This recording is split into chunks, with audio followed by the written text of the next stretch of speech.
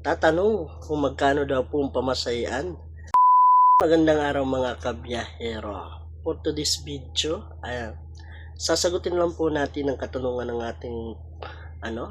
ating followers na nag-comment po sa atin.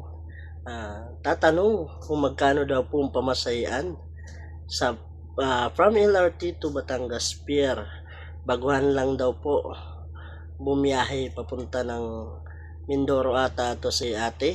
Nagtatanong hanggang Batangas Pier lang po siya. Nagtatanong kung magkano pamasahe. Ang pamasahe po natin from LRT, regular fare po ay 268. At ang SP po natin or senior citizen, PWD at estudyante, 214 po, 214 pesos po ang discounted po natin. Yan sa mga hindi pa nakakaalam dyan, ito po yung pamasahean natin. 260 po regular fare at 214 po ang discounted. Diretsuhan po biyahe natin from LRT Buendia, diretsuhan po. First drop po natin ay Grand Terminal. Ang pamasahe din po sa Grand Terminal ay 249. At ang SP po niyan or discounted po, senior citizen, PWD at student ay 199.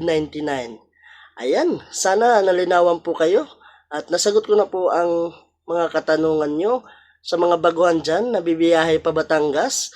Naway malaman nyo na kung magkano pamasahean para hindi na po kayo magtatanong sa mga konduktor kung anong bibigay.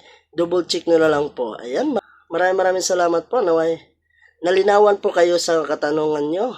At pakishare na lang din po itong ating video para malaman po ng lahat. At makagawa pa tayo ng other content sa ibang katanungan po sa mga biyaheng tawid na naman po at biyaheng lokal po.